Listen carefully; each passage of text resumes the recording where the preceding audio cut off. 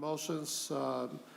Chair Limmer has also just shared with me that he wants to make a proposal as well. He's not wanting to call us to vote on that right now. I do intend for us to vote on a couple motions here as soon as possible, but out of respect and deference to my colleague from the Senate, I'll have him explain what he's got in mind, and then we'll move to my motion. Thank you, Mr. Chairman. Earlier in the day, we were talking about singular proposals that are part of the collection of one or both of our chamber positions. The Senate Republicans on the Senate side of the conference committee has created a global offer that would be all-inclusive, gets our discussions growing in a much more effective manner than one proposal at a time. We do not feel comfortable voting on singular proponents or proposals. And we have a global offer, and we have copies for every member to look at. I'll have the staff hand it out. Give you one, Mr. Chairman. I'm not expecting anyone to respond to this offer right now. Something this large should be thoughtfully considered. Did you pass that out? But I will be handing it out now. This offer will be posted today so that the public knows what we are proposing. And I'm assuming that after your careful and thorough review, we'll be able to talk about this proposal tomorrow morning. We're expecting to have a little bit of testimony tomorrow, but this proposal is something that I think will get us going in a much faster way, and I certainly want to give the House plenty of time to review the offer and make comments and have questions by tomorrow. And so I'm sorry to give you this little curveball, Mr. Chairman, but I think we all know that time is of essence, and it'll give you something to consider and talk about. You'll notice that there's 2 Republican members that are not here, and they will not be coming to this committee hearing this afternoon. Mr. Chairman, I really want to make sure that you all have plenty of time to review the offer, and at this point, I don't have any reason to stay here and listen to singular proposals, and we don't have a quorum. Thank you, Chair Limmer. We, in fact, do have a quorum. We have 3 members from each conference committee present before us. We appreciate you sharing this last second, I suppose, proposal. We'll certainly look at it carefully. It's still my intention for us to move forward with the proposals that have been, frankly, shared with the other body for several days. And as I said earlier, I really want us to move on these provisions. If they're consistent with this proposal before us, well, then we've been able to do some consistent work together. With that, I want to call on my Judiciary Chair, Becker Finn. Thank you, Mr. Chair. And in the spirit of what it takes to actually build a bill, I would like to move line 41, which is the funding for public defenders at $50 million a year, and line 294 together, which is eliminating the fees on the uncertified court documents. Those are 2 items that match up exactly with the Senate position and the House Judiciary bill, and would hope if even, the preference would be to do it all at once. I think given that these 2 things are exactly the same in both bills, it would be a completely reasonable item for us to move forward. And again, I really think as much as we talk about the things we don't like in each other's bills, there are some good things that are in both bills, and both of these items are that. And so that would be my motion, Mr. Chair. Again, line 41, the public defender funding, and line 294, eliminating the fees on uncertified court documents. Very well, thank you, Chair Becker-Finn. Discussion on the motion before us. Chair Limmer. Thank you, Mr. Chair.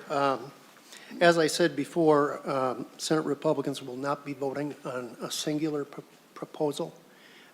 We have presented a global offer, and we would like to start our conversation in that manner tomorrow morning. With all due respect to Representative Becker-Finn, I'm sure her singular proposal is certainly merit and worthiness of discussion, but it very well might be included in the global offer anyway. So having said that, and not wanting to vote on singular proposals, I will be leaving. Any further discussion? If no further discussion, the clerk will take the motion and the roll on the motion.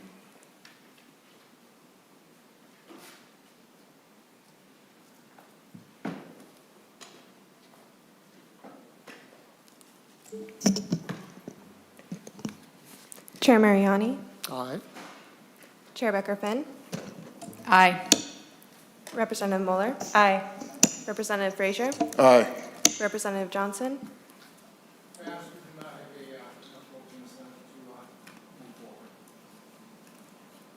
Senator Limmer, Senator Osmek, Senator Matthews, Senator Latz, Aye.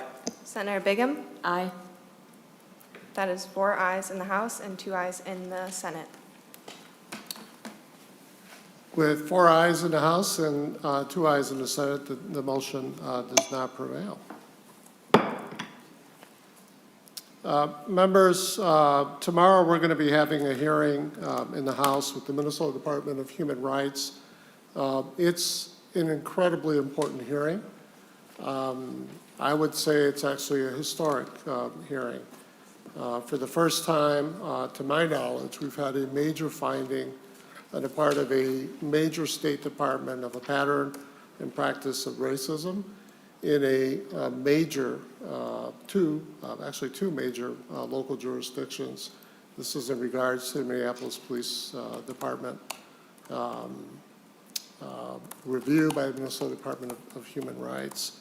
One of the things that will most certainly occur, come up in that discussion, among many things, is the way in which our local law enforcement peace officers at times could find themselves in a terrible situation of having to abide by both a State Department, or rather a local jurisdiction requirement to intervene in situations of harm, potential harm being perpetrated on a citizen by a fellow officer. There's also state law that speaks to this issue, and there is emerging state regulatory rulemaking review and expectations of a certain standard in this regard.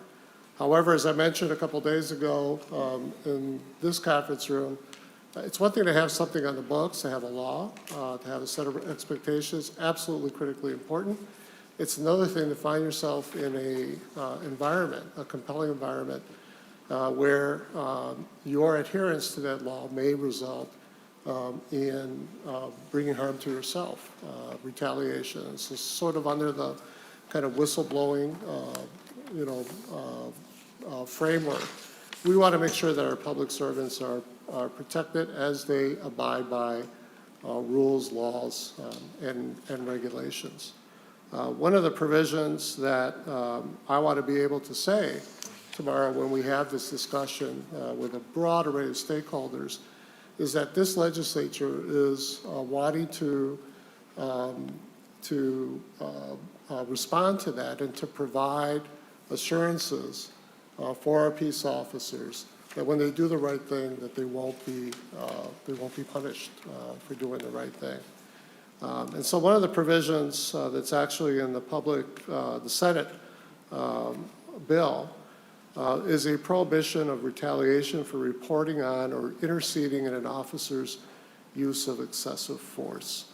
I could certainly move this, but I would open up to any of my colleagues to move Article 2, Section 42 and 43, found on page 59.24 to 60.25 in the Senate bill.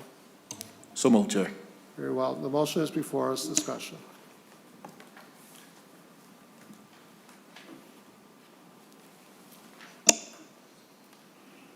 Hearing no further discussion, the clerk will take the roll on the motion.